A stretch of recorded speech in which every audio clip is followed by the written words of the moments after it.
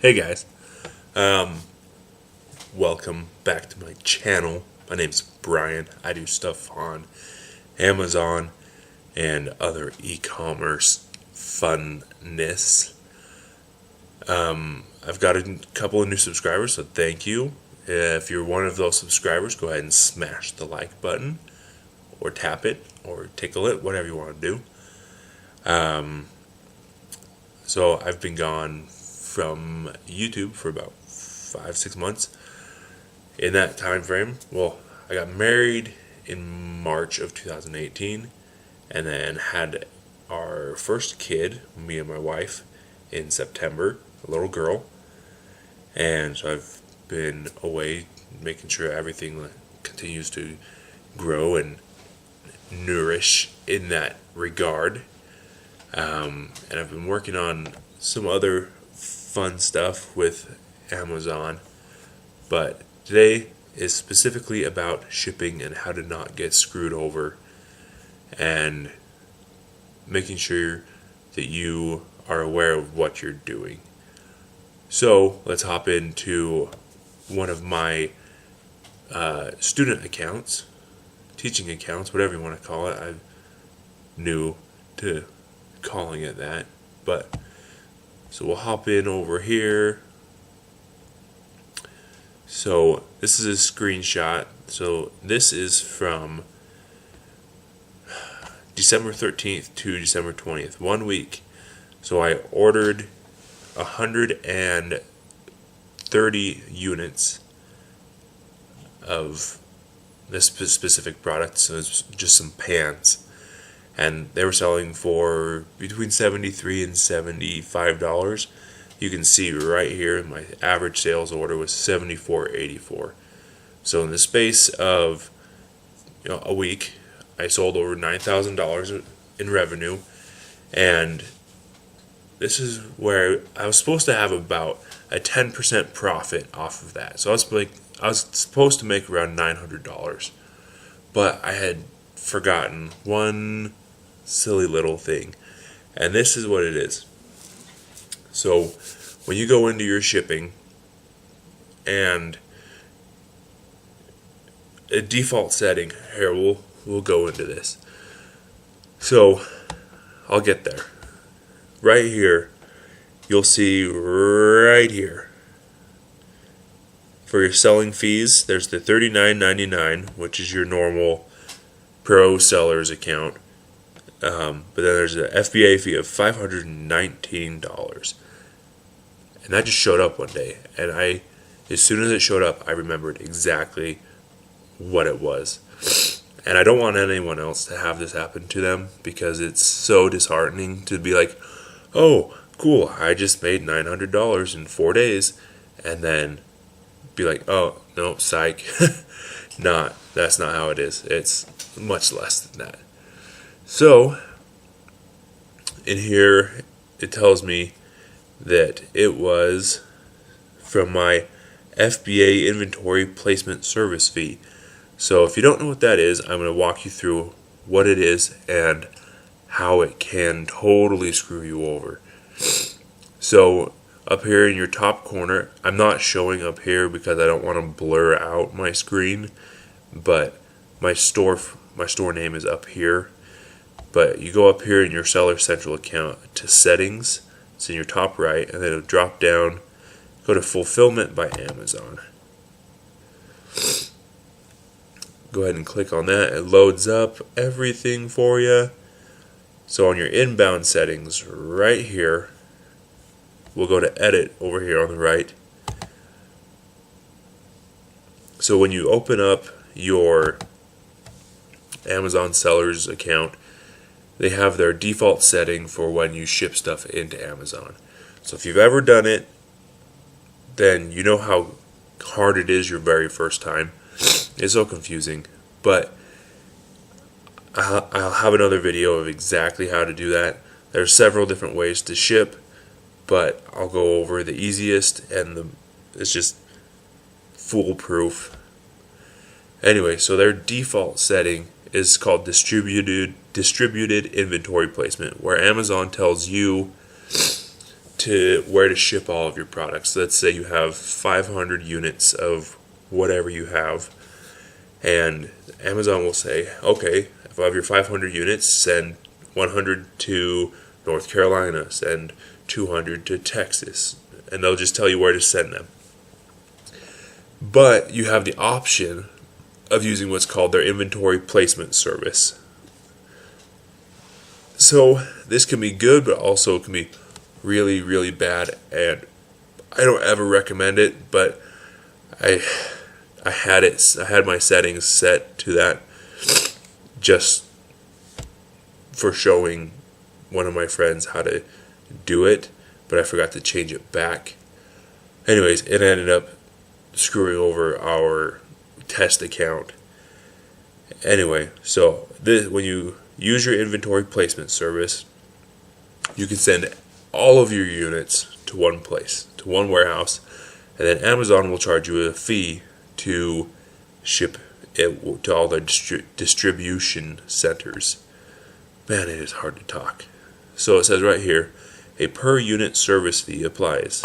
We'll click on Learn More, and then here is their inventory placement service. You can go through and read that if you want.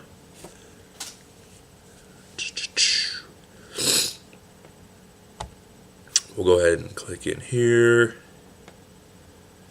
So if you scroll down right here to your program fees, these are the fees for your inventory placement service.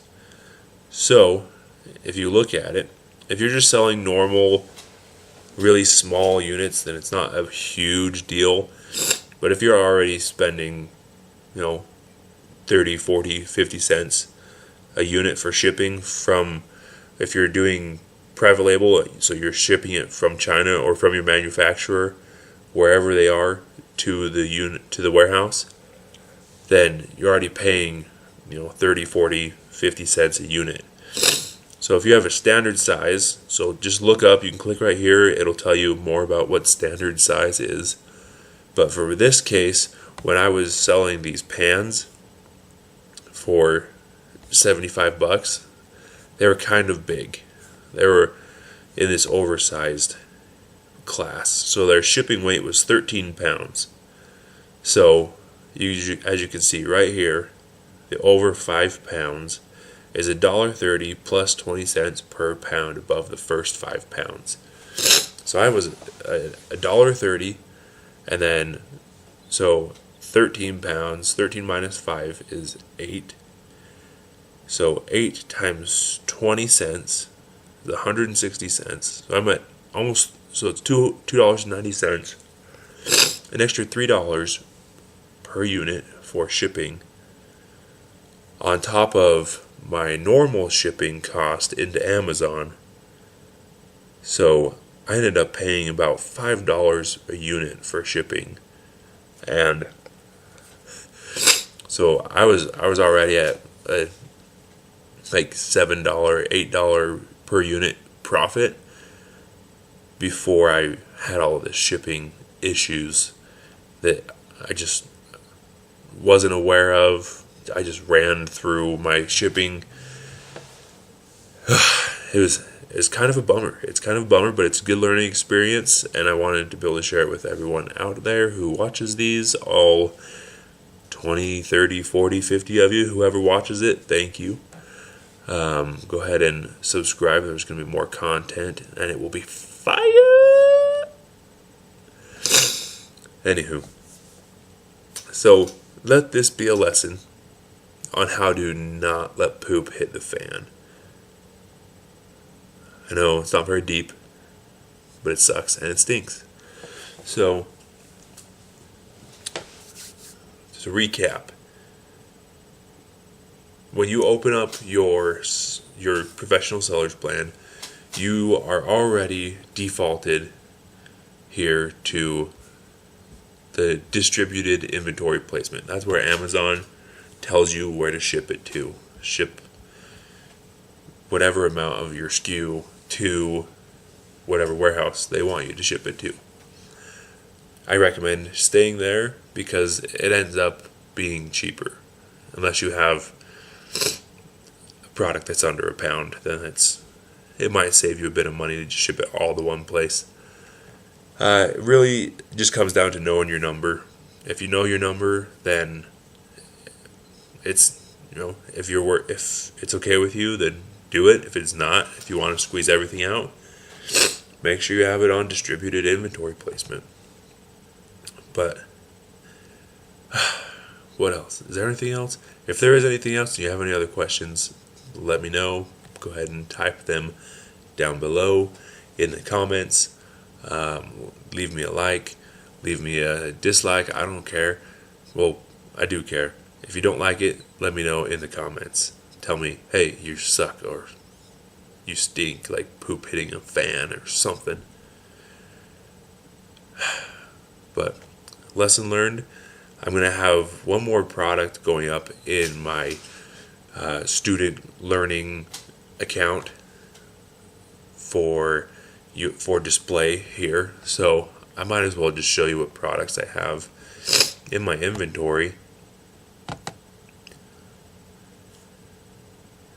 Here we go. This will be fun. So some of these I've just added for purpose of showing people how to add these products into their stores. So this is everything that I've shown. This one was one that we actually sold. This is the pans that I was talking about. So I told you I bought 130 and shipped them in. 5 of them were unfulfillable and one of them never got checked in, which is whatever it is, dumb. But this is a product that we had worked on and we had created it, and we shipped in 200 of those and sold out of those, except for one. And right here, this is another example of refurbished items, which I had gotten from one of my distributors, and I ended up getting blocked, and I just haven't removed my items yet,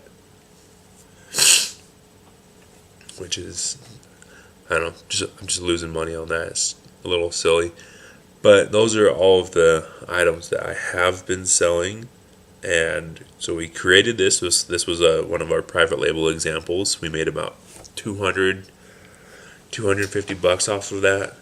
So we only made $1.50 per unit, but our